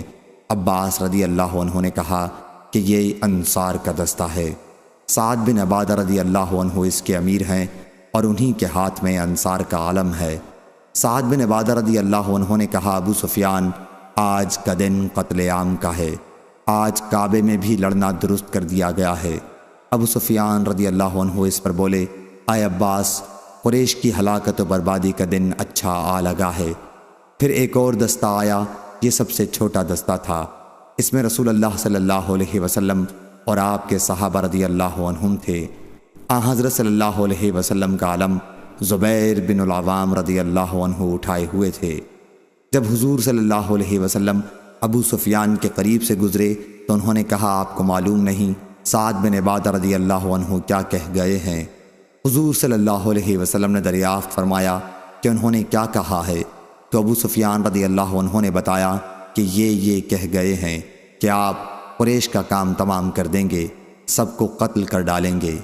حضور صلی اللہ علیہ وسلم نے فرمایا کہ سعد رضی اللہ عنہ نے غلط کہا ہے، بلکہ آج کا دن وہ ہے جس میں اللہ کعبے کی عظمت اور زیادہ کر دے گا۔ آج کعبے کو غلاف پہنایا جائے گا۔ عروہ نے بیان کیا پھر حضور صلی اللہ علیہ وسلم نے حکم دیا کہ آپ کا علم مقام مجون میں گاڑ دیا جائے۔ عروہ نے بیان کیا اور مجھے نافع بن جبیر بن مطعم نے خبر دی، کہا کہ میں نے عباس رضی اللہ عنہ سے سنا، انہوں نے زبیر بن عوام رضی اللہ عنہ سے کہا فتح مکہ کے بعد کہ حضور صلی اللہ علیہ وسلم نے ان کو یہی جھنڈا گاڑنے کے لیے حکم فرمایا تھا۔ راوی نے بیان کیا کہ اس دن حضور صلی اللہ علیہ وسلم نے خالد بن ولید رضی اللہ عنہ کو حکم دیا تھا کہ مکے کے بالائی علاقے قدا کی طرف سے داخل ہوں، اور خود حضور اکرم صلی اللہ علیہ وسلم قدا کے نشیبی علاقے کی طرف سے داخل ہوئے۔ اس دن خالد رضی اللہ عنہ کے دستے کے 2 صحابی حبیش بن عشر اور کرز بن جابر فہری رضی اللہ عنہ شہید ہوئے تھے۔ صحیح بخاری حدیث نمبر 4280۔ معاویہ بن قرہ نے بیان کیا، انہوں نے عبداللہ بن مفعل رضی اللہ عنہ سے سنا، انہوں نے بیان کیا کہ میں نے دیکھا کہ رسول اللہ صلی اللہ علیہ وسلم فتح مکہ کے موقع پر اپنے اونٹ پر سوار ہیں اور خوش الحانی کے ساتھ سورہ فتح کی تلاوت فرما رہے ہیں۔ معاویہ بن قرہ رضی اللہ عنہ نے کہا کہ اگر اس کا خطرہ نہ ہوتا کہ لوگ مجھے گھیر لیں گے تو میں بھی اسی طرح تلاوت کر کے دکھاتا جیسے عبداللہ بن مغفل رضی اللہ عنہ نے پڑھ کر سنایا تھا۔ صحیح بخاری حدیث نمبر 4281۔ اسامہ بن زید رضی اللہ عنہ نے بیان کیا کہ فتح مکہ کے سفر میں انہوں نے رسول اللہ صلی اللہ علیہ وسلم سے پوچھا، یا رسول اللہ، کل مکے میں آپ کہاں قیام فرمائیں گے؟ حضرت صلی اللہ علیہ وسلم نے فرمایا، ہمارے لیے عقیل نے کوئی گھر ہی کہاں چھوڑا ہے۔ صحیح بخاری حدیث نمبر 4282۔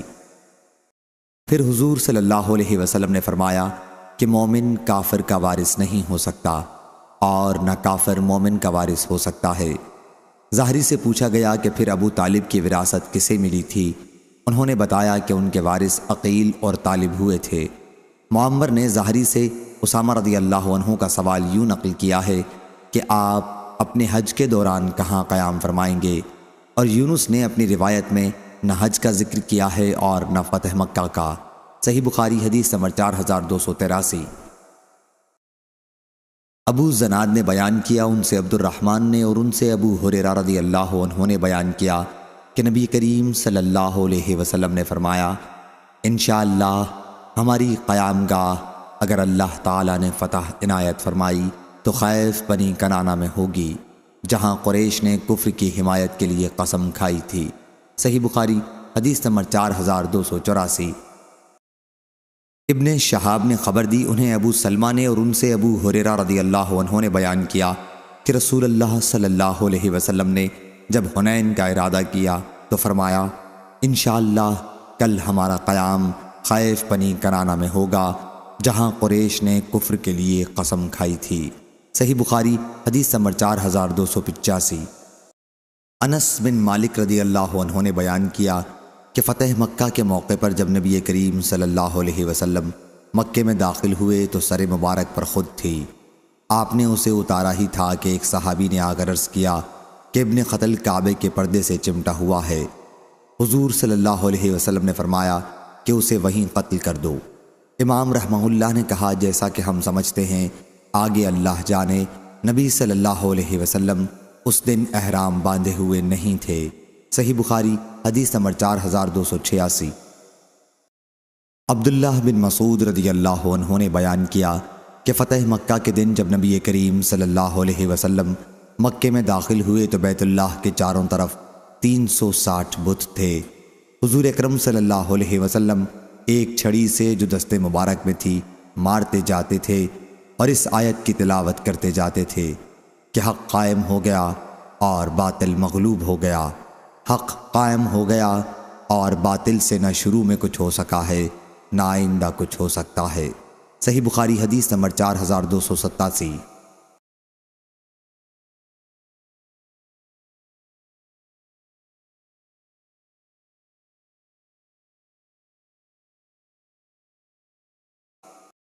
اور لیث نے بیان کیا، کہا کہ مجھ سے یونس نے بیان کیا، کہا کہ مجھے نافع نے خبر دی اور انہیں عبداللہ بن عمر رضی اللہ عنہ نے کہ رسول اللہ صلی اللہ علیہ وسلم اپنی سواری پر فتح مکہ کے دن مکے کے بالائی علاقے کی طرف سے شہر میں داخل ہوئے۔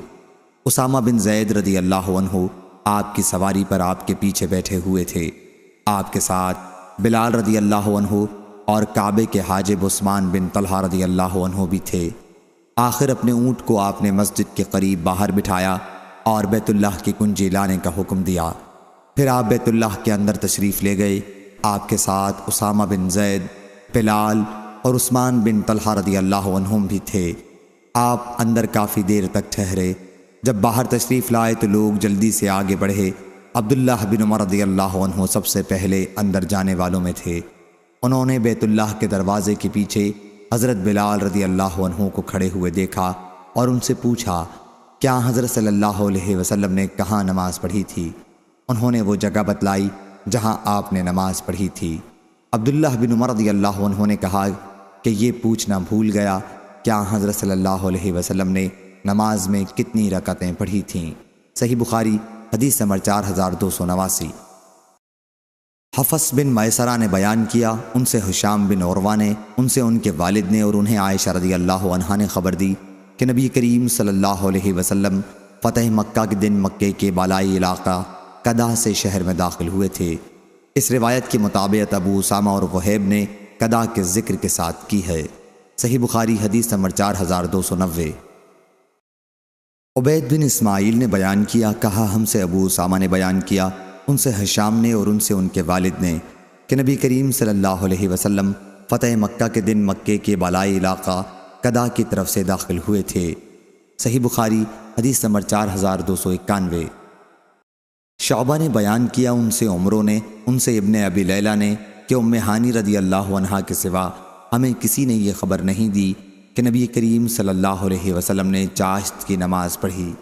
انہی نے کہا کہ جب مکہ فتح ہوا تو آن حضرت صلی اللہ علیہ وسلم نے ان کے گھر غسل کیا اور 8 رکعت نماز پڑھی۔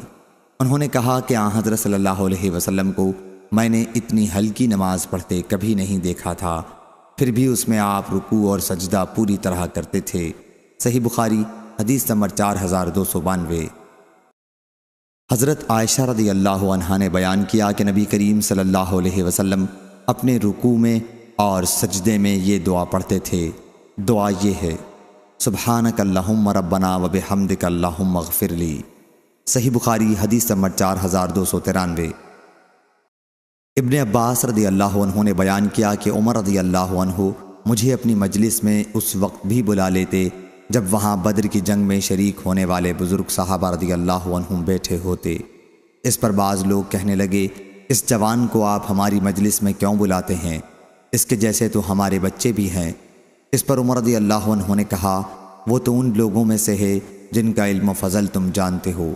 انہوں نے بیان کیا کہ پھر ان بزرگ صحابیوں کو ایک دن عمر رضی اللہ عنہ نے بلایا اور مجھے بھی بلایا۔ بیان کیا کہ میں سمجھتا تھا کہ مجھے اس دن آپ نے اس لیے بلایا تھا تاکہ آپ میرا علم بتا سکیں۔ پھر آپ نے دریافت کیا، اذا جاء نصر اللہ والفتح ورأیت الناس يدخلون، ختم سورت تک کے متعلق تم لوگوں کا کیا خیال ہے؟ کسی نے کہا کہ ہمیں اس آیت میں حکم دیا گیا ہے کہ ہم اللہ کی حمد بیان کریں اور اس سے استغفار کریں کہ اس نے ہماری مدد کی اور ہمیں فتح عنایت فرمائی۔ بعض نے کہا کہ ہمیں اس کے متعلق کچھ معلوم نہیں ہے، اور بعض نے کوئی جواب نہیں دیا۔ پھر انہوں نے مجھ سے دریافت کیا، ابن عباس کیا تمہارا بھی یہی خیال ہے؟ میں نے جواب دیا کہ نہیں۔ پوچھا، پھر تم کیا کہتے ہو؟ میں نے کہا کہ اس میں رسول اللہ صلی اللہ علیہ وسلم کی وفات کا اشارہ ہے کہ جب اللہ تعالیٰ کی مدد اور فتح حاصل ہو گئی، یعنی فتح مکہ، تو یہ آپ کی وفات کی نشانی ہے۔ اس لیے آپ اپنے رب کی حمد اور تسبیح کریں اور اس کی مغفرت طلب کریں کہ وہ توبہ قبول کرنے والا ہے۔ عمر رضی اللہ عنہ نے کہا کہ جو کچھ تم نے کہا وہی میں بھی سمجھتا ہوں۔ صحیح بخاری حدیث نمبر 4294۔ لیث بن سعد نے بیان کیا، ان سے مقبری نے کہ ابو شریح عدوی رضی اللہ عنہ نے مدینے کے امیر عمرو بن سعید سے کہا، جبکہ عمرو بن سعید عبداللہ بن زبیر رضی اللہ عنہ کے خلاف مکے کی طرف لشکر بھیج رہے تھے، کہ اے امیر، مجھے اجازت دیجیے کہ میں آپ سے ایک حدیث بیان کروں جو رسول اللہ صلی اللہ علیہ وسلم نے فتح مکہ کے دوسرے دن ارشاد فرمائی تھی۔ اس حدیث کو میرے دونوں کانوں نے سنا، میرے قلب نے اس کو یاد رکھا، اور جب حضور اکرم صلی اللہ علیہ وسلم ارشاد فرما رہے تھے تو میں اپنی آنکھوں سے آپ کو دیکھ رہا تھا۔ حضور اکرم صلی اللہ علیہ وسلم نے پہلے اللہ کی حمد و ثنا بیان کی اور پھر فرمایا، بلا شبہ مکہ کو اللہ تعالیٰ نے حرمت والا شہر قرار دیا ہے، کسی انسان نے اسے اپنی طرف سے حرمت والا قرار نہیں دیا۔ اس لیے کسی شخص کے لیے بھی جو اللہ اور آخرت کے دن پر ایمان رکھتا ہو، جائز نہیں کہ اس میں کسی کا خون بہائے، اور نہ کوئی اس سرزمین کا کوئی درخت کاٹے۔ اور اگر کوئی شخص رسول اللہ صلی اللہ علیہ وسلم کے فتح مکہ کے موقع پر جنگ سے اپنے لیے بھی رخصت نکالے تو تم اس سے کہہ دینا کہ اللہ تعالیٰ نے صرف اپنے رسول کو تھوڑی دیر کے لیے اس کی اجازت دی تھی، تمہارے لیے بالکل اجازت نہیں ہے، اور مجھے بھی اس کی اجازت دن کے تھوڑے سے حصے کے لیے ملی تھی، اور آج پھر اس کی حرمت اسی طرح لوٹ آئی ہے جس طرح کل یہ شہر حرمت والا تھا۔ پس جو لوگ یہاں موجود ہیں وہ ان کو میرا کلام پہنچا دیں جو موجود نہیں۔ ابو شریح سے پوچھا گیا کہ عمرو بن سعید نے آپ کو پھر جواب کیا دیا تھا، تو انہوں نے بتایا کہ اس نے کہا کہ میں یہ مسائل تم سے زیادہ جانتا ہوں۔ حرم کسی گناہگار کو پناہ نہیں دیتا، نہ کسی کا خون کر کے بھاگنے والے کو پناہ دیتا ہے، مفسد کو بھی پناہ نہیں دیتا۔ صحیح بخاری حدیث نمبر 4295۔ لیث نے بیان کیا، ان سے یزید بن ابی حبیب نے، ان سے عطا بن ابی رباح نے، اور ان سے جابر بن عبداللہ رضی اللہ عنہ نے بیان کیا، انہوں نے نبی کریم صلی اللہ علیہ وسلم سے سنا، آپ نے فتح مکہ کے موقع پر مکہ مکرمہ میں فرمایا تھا کہ اللہ اور اس کے رسول نے شراب کی خرید و فروخت مطلق حرام قرار دے دی ہے۔ صحیح بخاری حدیث نمبر 4296۔ سفیان ثوری نے بیان کیا دوسری سند، اور ہم سے قبسیہ بن عقبہ نے بیان کیا، کہا ہم سے سفیان ثوری نے بیان کیا، ان سے یحییٰ بن ابی اسحاق نے، اور ان سے انس رضی اللہ عنہ نے بیان کیا کہ ہم نبی کریم صلی اللہ علیہ وسلم کے ساتھ مکے میں 10 دن ٹھہرے تھے، اور اس مدت میں ہم نماز قصر کرتے تھے۔ صحیح بخاری حدیث نمبر 4297۔ عاصم نے خبر دی، انہیں اکرمہ نے، اور ان سے ابن عباس رضی اللہ عنہ نے بیان کیا کہ نبی کریم صلی اللہ علیہ وسلم نے مکے میں 19 دن قیام فرمایا تھا، اور اس مدت میں صرف نماز 2 رکعتیں قصر پڑھتے تھے۔ صحیح بخاری حدیث نمبر 4298۔ عبداللہ بن عباس رضی اللہ عنہ نے بیان کیا کہ ہم نبی کریم صلی اللہ علیہ وسلم کے ساتھ سفر میں فتح مکہ کے بعد 19 دن تک مقیم رہے، اور عبداللہ بن عباس رضی اللہ عنہ نے کہا کہ ہم سفر میں 19 دن تک تو نماز قصر پڑھتے تھے، لیکن جب اس سے زیادہ مدت گزر جاتی تو پھر پوری نماز پڑھتے تھے۔ صحیح بخاری حدیث نمبر 4299۔ یونس نے بیان کیا، ان سے ابن شہاب نے کہا مجھ کو عبداللہ بن ثعلبہ بن سعیر رضی اللہ عنہ نے خبر دی کہ نبی کریم صلی اللہ علیہ وسلم نے فتح مکہ کے دن ان کے چہرے پر شفقت کی راہ سے ہاتھ پھیرا تھا۔ صحیح بخاری حدیث نمبر 4300۔